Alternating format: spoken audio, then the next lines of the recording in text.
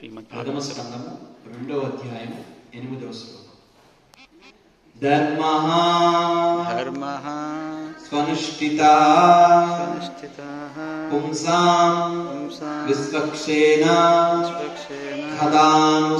కదాసూయః న ఉత్పాదయేత్ యది రతిం శ్రమః ఏవ హి కేవలం. ధర్మః స్వనుష్ఠితః పుంసాం విశ్వక్షేణ కదాసూయః నోత్పాదయేత్యతి రతిం శ్రమ ఏవ హి కేవలం. ధర్మః స్వనుష్ఠితః పుంసాం ధర్మః స్వనుష్ఠితః పుంసాం విశ్వక్షేణ కదానుయః నోత్పాదయేత్ అద్యతి రతిం శ్రమ ఏవ హి కేవలం. ధర్మః స్వనుష్ఠితః పుంసాం విశ్వక్షేణ కదాసూయః నోత్పాదయేత్యతి రతిం శ్రమ ఏవ హి కేవలం. దీనికి భావము భాష్యం చెప్పింది అభయ చరణారవింద భక్తి వేదాంత స్వామి శ్రీల ప్రభుపాద్. జై శ్రీల ప్రభుపాద్కి జై. శ్రీల ప్రభుపాద్ తన నిజస్థితిని అనుసరించి మనుషుడు వనరించు విద్యుక్త ధర్మ నిర్వహణము దేవదేవుని కథలయందు అతనికి అనురక్తిని కలిగించనిచో అది కేవలము శ్రమ మాత్రమే కాగలదు. జీవితమును గూర్చి మనుషుని వివిధ భావనలను అనుసరించి విద్యుక్త ధర్మములు పలు విధములుగా ఉన్నవి. భౌతిక దేహములకు పరముగా దేనిని గాంచలేని లౌకికునికి ఇంద్రియములకు పరమైనది వేరొకటి లేదు.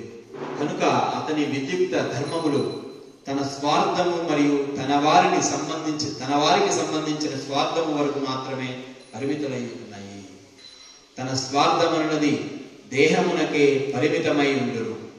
సాధారణంగా అట్టిది జంతువుల యందు గోచరించు. తన వారికి సంబంధించిన స్వార్థమన్నది మానవ సంఘములో గోచరించుచుండును.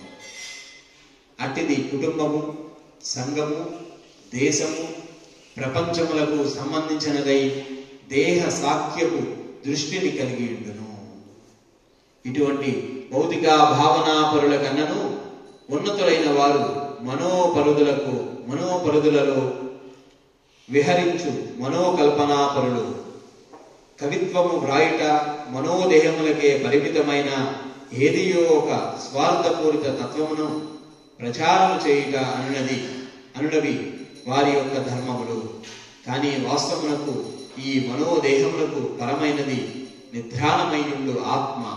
అట్టి ఆత్మ దేహము నుండి వైదొలిగినచో దేహపరమైన మరియు మనోపరమైన సమస్త స్వార్థ పూరిత భావములు పూర్ణముగా శూన్యములు కాగలవు.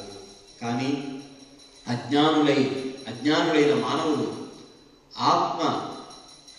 ఆత్మవసరులకు సంబంధించిన విషయము నేమాత్రము ఎరిగి ఉండరు.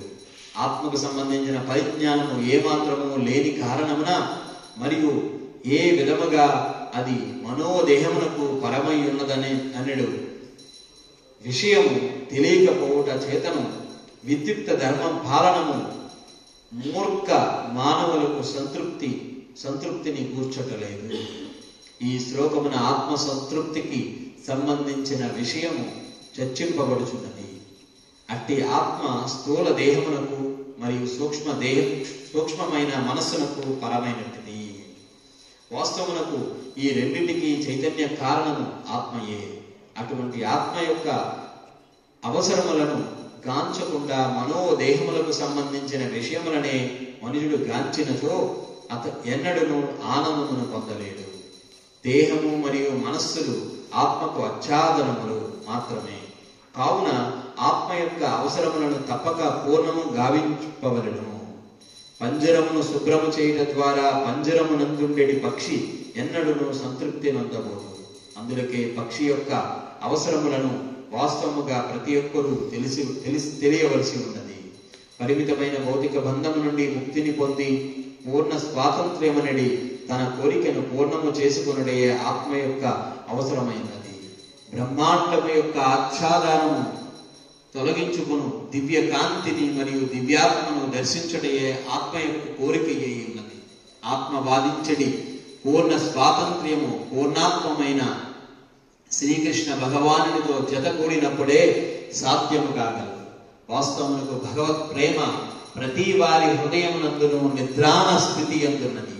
కానీ అట్టి ఆధ్యాత్మిక స్థితి స్థూల సూక్ష్మ విషయములపై వికృతమైన అనురక్తిని రూపమున దేహము మరియు మనస్సుల ద్వారా వ్యక్తమవుతున్నది. కనుక మన అందరి ఆధ్యాత్మిక చైతన్యమును జాగృతము చేయనటువంటి విద్యుక్త ధర్మములని ఉండే మనము నియుక్తము కావాలని. శ్రీ ఇతర ధర్మ పాలన లేనియును ఇటువంటి తత్వమునకు సంబంధించినదైనను ఆత్మకు ముక్తిని కలిగించలేకపోవుటయే అందులకు కారణము.